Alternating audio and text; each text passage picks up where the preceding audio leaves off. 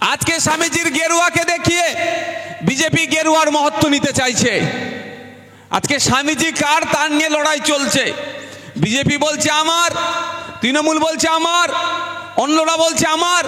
আরে স্বামীজি মানুষের, স্বামীজি যে আদর্শ রেখে গিয়েছিল, স্বামীজি যে চিন্তা ভাবনা, সেটাকে পাথিয়ে করে এগিয়ে চলুন না, তাহলে দেখবেন আর কেউ দাঁড়াবে না। শুধু স্বামীজির সিম্প্যাথিটা নিতে হবে। স্বামীজি মানে অগণিত মানুষ, হিন্দু মুসলমান নির্বিশেষে সবাই তার প্রতি একটা শ্রদ্ধার নজরে তাকে দেখেন। সেই সিম্প্যাথিটা আমাকে নিতে হবে। আর গেরুয়া বসন পরে যত অন্যায় করছে আজকের দিনে এই বিজেপি বা আরো যারা দোসরগুলো আছে, আমি এই মাইকের মাধ্যমে বলবো, মানুষকে সোচ্চার হতে হবে, মানুষকে জাগ্রত হতে হবে, ছাত্র যুবককে আওয়াজ তুলতে হবে যে এই গেরুয়ার পোশাকের মহত্বটা কি জানাতে হবে। গেরুয়া পোশাকের মহত্ব হচ্ছে, গেরুয়া পোশাকটা হচ্ছে ত্যাগের প্রতীক। আর আজকে দুর্ভাগ্যের বিষয়, গেরুয়া পোশাকটাকে আজকে ভোগের প্রতীক বানিয়ে দিয়েছে এই কিছু বিজেপি তার দোসররা। তাই আমাদেরকে ঐক্যবদ্ধ হতে হবে। এই বিজেপির হাত থেকে গেরুয়াটাকে কেড়ে নেওয়ার জন্য আমাদেরকে চিৎকার করতে হবে। এই গেরুয়া দেখে স্বামীজির গেরুয়ার উপরে প্রশ্ন যারা তুলে দিতে চাইছে, তাদেরকে বার্তা দিতে হবে যে এই গেরুয়ার সাথে স্বামীজির গেরুয়ার কোনো মিল নাই। এই গেরুয়াটা হচ্ছে ভোগের প্রতীক, আর স্বামীজির গেরুয়াটা হচ্ছে ত্যাগের প্রতীক। আমরা স্বামীজির গেরুয়াকে সম্মান করি। এটা আমাদেরকে লড়াই করতে হবে। বিজেপির হাত থেকে কেড়ে নিতে হবে গেরুয়া। ওদের এখতিয়ারের মধ্যে পড়ে না এই গেরুয়া নিয়ে কথা বলার। ওরা গেরুয়াটাকে সামনে রেখে ভোগের প্রতীক বানাচ্ছে, আর ওদের ভোগের জন্য স্বামীজির গেরুয়াকে প্রশ্নের সম্মুখীন হয়ে যেতে হচ্ছে। আজকের দিনে দেখুন না, গেরুয়া বসন পড়ে থাকলে কোনো যে প্রকৃত স্বামীজিকে আদর্শ করে বা ধর্মীয় দীক্ষায় দীক্ষিত হয়ে গেরুয়া বসন পড়ে গেলে একটা যেন একটা ভয়ের একটা বাতাবরণ হচ্ছে, কিন্তু নয়। অ্যাকচুয়াল গেরুয়াটাকে আমাদের জানলে তাহলে গেরুয়া বসনটার প্রতি আমাদের অনীহাও আসবে না, ভয়ও আসবে না, বরঞ্চ আমরা রেসপেক্ট করব। আজকে গেরুয়া বসনটাকে শুধু রাজনীতিকরণ করা হচ্ছে। আজকে গেরুয়া বসনটাকে সামনে রেখে শুধু ভোটের ফায়দা নেওয়ার চেষ্টা হচ্ছে। আজকের দিনে গেরুয়া বসনটাকে সামনে রেখে হিন্দু মুসলমানের মধ্যে যে ঐক্য আছে সেটাকে বিনষ্ট করার চেষ্টা হচ্ছে। আজকে গেরুয়া বসনটাকে সামনে রেখে পুঁজিপতিদের দালালি করা হচ্ছে। আর স্বামীজি যে গেরুয়া বসনটাকে পড়ে তিনি বলেছিলেন, আমি ভারতীয়, সমস্ত ভারতীয় আমার কি ভাই। আর এরা ওরা করছে গেরুয়া পরে। তাই সময় এসেছে এদের গেরুয়াকে কেড়ে নিতে হবে। বন্ধুগণ, আজকে একটা শ্রেণীর দেখুন দাড়ি টুপি পরে যেভাবে অন্যায় করছে, দাড়ি টুপি পরে যেভাবে অন্যায় করছে, দাড়ি টুপি ওলাদেরকে দেখলে মানুষ নাকি ভয় পেয়ে যাচ্ছে। কিন্তু দাড়ি টুপির ইতিহাস তো জানতে হবে। ঠিক যেভাবে গেরুয়ার ইতিহাস জানতে গেলে স্বামীজিকে জানতে হবে, স্বামীজিকে অধ্যয়ন করতে হবে, স্বামীজিকে নিয়ে পড়াশোনা করতে হবে। ঠিক একইভাবে দাড়ি টুপিকে যদি জানার দিক দরকার হয়, নওশাদ সিদ্দিকীকে দিয়ে দাড়ি টুপি দেখবেন না, দেখবেন হযরত মুহাম্মদ সাল্লাল্লাহু আলাইহি ওয়াসাল্লামকে দিয়ে দাড়ি টুপি। তার আদর্শ, তার জীবন চরিত্র, তিনি সমাজের জন্য, ধর্মের জন্য, সোসাইটির জন্য, জাতির জন্য, দেশের মানুষের জন্য কি বার্তা দিয়েছে, তাহলে দেখবেন আপনার সম্মান আরো দাড়ি টুপির মতো পরে বাড়বে।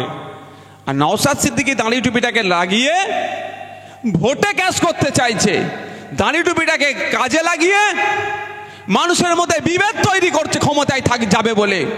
দাড়ি টুপিটাকে ব্যবহার করে যাতে যাতে লাগিয়ে দিয়ে নিজের ক্ষমতাটাকে ধরে রাখার চেষ্টা করা হচ্ছে।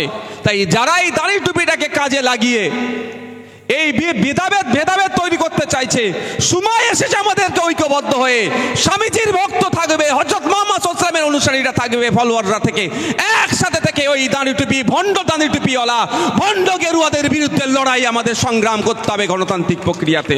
না হলে এই দেশ বাংলাকে আপনি বাঁচাতে পারবেন না। এই 39 বছর বয়সে স্বামী বিবেকানন্দজি সমাজের জন্য, অবশ্যই তিনি একজন হিন্দু ধর্মগুরু ছিলেন, তিনি দার্শনিক ছিলেন, তিনি লেখক ছিলেন, তিনার বিভিন্ন পাঠ তিনি ছিল, সমাজ সংস্কারও তিনি এগিয়ে গিয়েছিলেন। সেই জন্য তিনি ধর্মচারণ যেভাবে রামকৃষ্ণ মঠকে তৈরি করেছিলেন, ঠিক সাথে সাথে তিনি সামাজিক কাজ করার জন্য, শিক্ষার জন্য, দাতব্য পরিষেবা দেওয়ার জন্য তিনি রামকৃষ্ণ মিশনও তৈরি করলেন। মাত্র ৩৯ বছর বয়স পর্যন্ত তিনি বেঁচে ছিলেন।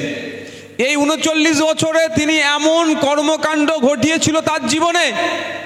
তিনি ১৯০২ সালে মারা গিয়েছেন, পৃথিবী থেকে বিদায় নিয়েছেন। আজকে হচ্ছে কত? ২০২৫। তাহলে ১২৩ বছর তো নাকি? ১২৩ বছর তিনি আমাদের থেকে, পৃথিবী থেকে বিদায় নিয়েছে, তারও চর্চা আজকে হচ্ছে। তার ওই ৩৯ বছরের জীবনযাপন যে শৃঙ্খলাবদ্ধ ছিল, যে সিস্টেমেটিক ছিল, যে লক্ষ্যে তিনি তৈরি করেছিলেন, তার জন্য এখনো চর্চা হয়ে যাচ্ছে, আগামী দিনেও ওই চর্চা হবে। তো আমার বলার বক্তব্য এটাই, আমাদেরও জীবনযাপন, আমাদের লাইফ স্টাইল, আমাদের সামাজিক ভাবনা, আমাদের রাজনৈতিক ভাবনা, আমাদের ধর্মীয় ভাবনা সবটাই পজিটিভ হতে হবে। এমন পজিটিভ হতে হবে আমাদেরকেও নিয়ে যেন আগামীর প্রজন্ম চর্চা করে, এটা আমাদেরকে গড়ে তুলতে হবে। আজকে ছাত্রীর বেশি আছে এখানে। ছাত্রছাত্রীদের উদ্দেশ্যে আমার বার্তা এটাই যে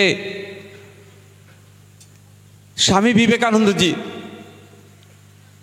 তিনি বলছেন, চান্ডাল আমার ভাই। বিভিন্ন ধর্মের মানুষকে তিনি ভাই বলে সম্বোধন করছেন। আর আজকে আমাদের মধ্যে জাতিভেদ বোধা কিভাবে ছড়িয়ে গিয়েছে। কদিন আগে দেখলাম উত্তরপ্রদেশে বাইক নিয়ে একজনকে ওভারটেক করে চলে গিয়েছিল।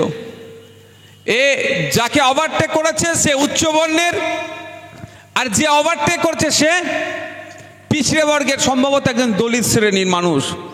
এটা হওয়ার জন্য যে আমাকে একজন দলিত ওভারটেক করে চলে যাবে বাইক করে, বাইকওয়ালাকে নিয়ে বিয়ে মারধর করা হচ্ছে। এই সমাজ ব্যবস্থা স্বামীজি চায়নি।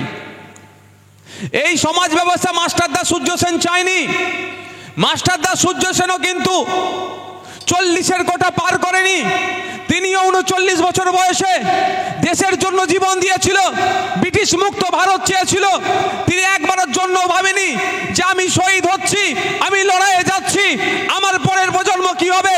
তিনার ভাবনার মধ্যেই ছিল শুধু একমাত্রই যে ব্রিটিশদের অত্যাচার থেকে, ব্রিটিশদের নিপীড়ন থেকে, ব্রিটিশদের যে সমাজ ব্যবস্থাকে তাকে উৎখাত করে একটা দেশের সমাজ ব্যবস্থা নিয়ে আসবো, যেই সমাজ ব্যবস্থাতে বড় ছোট বলে কিছু থাকবে না, ধর্মীয় ভেদাভেদ থাকবে না, বর্ণের কোনো ভেদাভেদ থাকবে না। আমরা মানুষ, এটাই আমরা ভারতীয়, এটাই আমাদের পরিচয় হবে। কিন্তু দুর্ভাগ্যের বিষয়, তাদের আত্মবলিদান, তাদের আত্মত্যাগকে আমরা নিয়ে চর্চা করলেও আমাদের এই মনের মধ্যে অবচেতনে, অগোচরে ধর্মীয় বিদ্বেষ বা জাতিগত বিদ্বেষ, বর্ণগত বিদ্বেষ ক্রমশ ঢুকিয়ে দেওয়া হচ্ছে। সেটাকে রোধ কারা করবে? এই ছাত্র যুবরা করবে। সেটাকে আটকাবে কারা? আপনারাই আটকাতে পারবেন। তাই আপনাদের উদ্দেশ্যে আমার বার্তা এটাই, আজকে আমরা স্বামীজির শিকাগোর বক্তব্যকে নিয়ে যখন যে যেমন পারে বলে, আমিও তার কথা বলি। কিন্তু শিকাগোতে গিয়ে তিনি যে ধর্মের কথা বলেছেন, আজকে বিজেপি কিন্তু সেই হিন্দুত্বের কথা বলছে কি? আপনাকে আমাকে বুঝিয়ে দেওয়া হচ্ছে। আমার এখানে তো অনেক ছাত্র ভাইরা আছে, অল্প বয়সী ভাইরা আছে, আপনারা বলুন তো। আপনারা এখানে চলে যান, এই প্রাইমারি স্কুল আছে সাধনপুর কি নিম্ন বুনিয়াদী বিদ্যালয়, সোমবারে স্কুল খুলবে তো নাকি না ছুটি, এখন তো ছুটি দিয়ে শেষ করে দিচ্ছে, সর্বনাশ। দেখবেন তো এটাতে কটা টিচার আছে? 3000-এর কম বেশি 3000 শিক্ষা প্রতিষ্ঠান আছে, সেগুলো একটা মাত্র শিক্ষকদের চালাচ্ছে। আর 3000-এর অধিক শিক্ষা প্রতিষ্ঠান কি হচ্ছে? বন্ধ হয়ে গিয়েছে। প্রাইমারি লেভেলের কথা। এই মহল্লার মসজিদ, এটা মহল্লার মসজিদ, এরা যান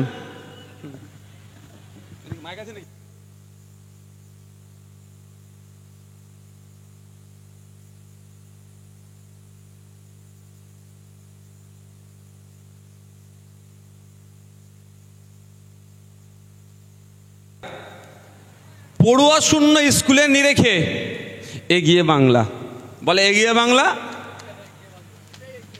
কোথায়? এগিয়ে বাংলা স্কুলে ছাত্রছাত্রী নাই, এটাতে বাংলা এগিয়ে। মদের দোকান খোলাতে বাংলায় গিয়ে ডবল ডবল চাকরি নয়, ট্রিপল ট্রিপল চাকরি এখন দিচ্ছে, তাতে বাংলায় গিয়ে। আমি মনে আপনাদের এই মাঠে দাঁড়িয়ে বলে গিয়েছিলাম, খোঁজ নিলে দেখতে পাবেন যে শিক্ষক তালা খুলছে, সে প্রেজেন্ট করছে, সে মিড ডে মিলের দায়িত্ব নিচ্ছে, সেও পড়াচ্ছে, এই ধরনের বলে গিয়েছিলাম আমি মনে এই মাঠে দাঁড়িয়ে। গত দুদিন আগে পেপারে এসেছে এটা। হয়তো তখন আমার কথা বিশ্বাস হচ্ছিল না যে ভাইজান বিরোধী রাজনীতি করে, ওই জন্য হয়তো অসত্য কথা বলছে। অসত্য কথা বলে আমি রাজনীতি করব না, ভোট চাইব না। সত্য কথা বলবো, সমাজ ব্যবস্থা বদলাতে এসেছি। সমাজ ব্যবস্থা বদলাতে এসেছি, মনে প্রাণে ইচ্ছায় অনিচ্ছায় যা বলবো সেটাই 100% চেষ্টা করি সঠিক বলার জন্য, কোনো অসত্য বলার নয়। তো আমি আচ্ছা, আর স্কুলে একজন করে শিক্ষক, সেরকম পশ্চিমবাংলায় 6366টি স্কুল আছে। আচ্ছা, আর আপনার একজনও পড়ুয়া নেই, মানে ছাত্র নেই 3254টি। মানে বুঝতে পেরেছেন আমাদের শিক্ষার হাল হাকিকত কোথায় যাচ্ছে? শিক্ষাটাকে ধ্বংস করে দিচ্ছে। এবার আমি আপনাদের এই জায়গা থেকে ফিরে আবার এখানে একটু আসি। আচ্ছা, আপনি বলুন, যদি এই প্রাইমারি স্কুলটা ছাত্র না থাকে তাহলে বন্ধ হবে তো?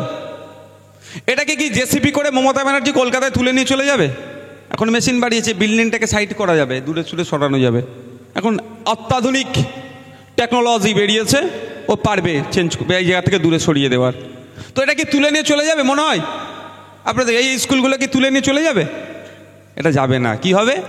এই স্কুল থাকবে, এই নিম্ন বুনিয়াদী প্রাইমারি স্কুল বা বিদ্যালয় যা আছে, যেগুলো যা আছে, এই নামটা মুছে যাবে। দেখে নেবেন মিলিয়ে, যদি আপনারা সজাগ না থাকেন। এই মাটি এখানে স্কুল হবে, এটা আদানি স্কুল হবে, আম্বানি স্কুল হবে, পুঁজিপতিদের স্কুল হয়ে যাবে। একটু কি চাকচিক্য করে দেবে। আপনি আসবেন, কার্পেট বিছানো থাকবে, কিছু ফুলের টপ লাগিয়ে রাখবে। আপনি ভর্তি করতে আসবেন আপনার ছেলেকে, 10,000 15,000 টাকা ভর্তি ফিজ, আর মাস গেলে 3,000 টাকা দিয়ে পড়াতে হবে।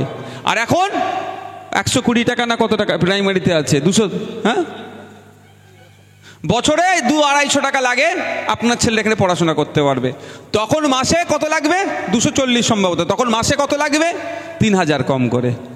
এটাই হবে, দেখে নেবেন। তাহলে এটা একটা পরিকল্পিতভাবে স্কুলগুলোকে বন্ধ করা হচ্ছে। আপনারা তথ্য দেখলেন 3254টি স্কুলে ছাত্র নাই। এবার কি মনে হবে, ছাত্র যখন নাই তাহলে স্কুল বন্ধ করে দিতে হবে, স্বাভাবিকভাবে।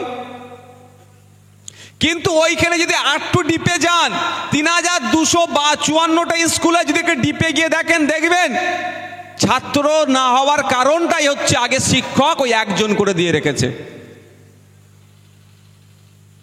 6366 স্কুলে একজন করে টিচার। বলুন, আপনার আমার ছেলেকে ওই স্কুলে আমি পাঠাবো যেখানে একটা টিচার? এবার যখন পাঠাচ্ছি না, কি হচ্ছে? স্কুলে ছাত্র সংখ্যা কমে যাচ্ছে, বলছে স্কুলে ছাত্র নেই, বন্ধ করে দাও। ওরা তো বন্ধ করার জন্য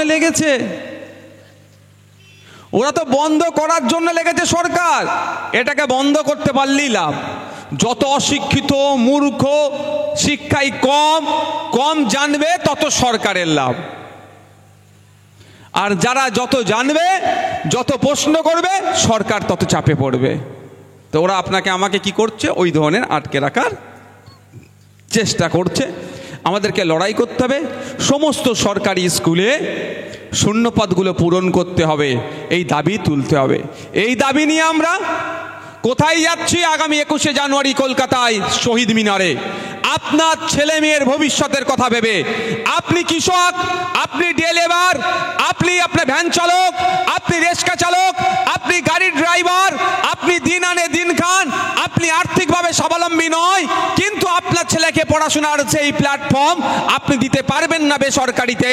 তাই আপনাকে সরকারিভাবে আপনার স্কুলগুলোকে যাতে উন্নত মানের করা যায়, এই স্কুলগুলোতে যাতে শূন্যপদগুলো পূরণ করা যায়, তাই আপনার ছেলের ভবিষ্যতের দাবি নিয়ে, আপনার ছেলের কথা ভেবে আপনার এলাকার স্কুলগুলোকে স্বচ্ছতার সাথে চালানোর জন্য পর্যাপ্ত পরিমাণে শিক্ষক নিয়োগের দাবি নিয়ে আপনার কাছে অনুরোধ করব, আপনি আপনার সপরিবারে কলকাতা এসে রাজ্য সরকারকে বার্তা দিন, একটাও সরকারি স্কুল আমরা বন্ধ করতে দেব না।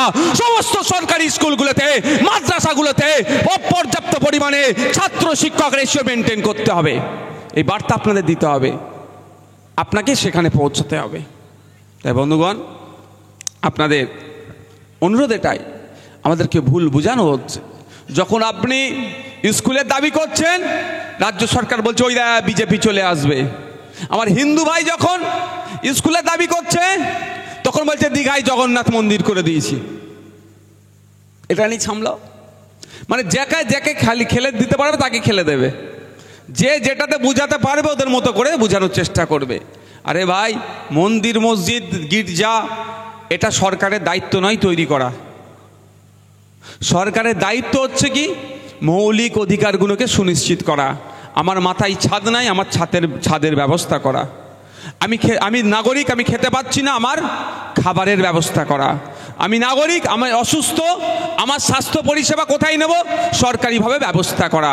আমি নাগরিক, আমার পড়াশোনা, আমার বাচ্চাটাকে পড়াবো, এই বাচ্চাটাকে পড়ার উপযুক্ত জায়গা দেওয়া, অর্থাৎ শিক্ষা ব্যবস্থায় পরিবর্তন করা। এগুলো তো দায়িত্ব সরকারের। সরকার এগুলো ফেল হচ্ছে কি কেন্দ্র সরকার কি রাজ্য সরকার? যখনই কেন্দ্র সরকার ফেল হলে মসজিদের নিচে মন্দির খুঁজতে চলে যায়, খাজা হুজুরের মাজারের নিচে মন্দির খুঁজছে ফেল করেছে বলে। আর এই সরকার ফেল করে কি বলছে, ওই বিজেপি চলে আসবে, বিজেপি চলে আসবে, আর দীঘায় তো জগন্নাথ মন্দির করে দিচ্ছি। এটাই ওর দায়িত্ব পালন হয়ে গিয়েছে।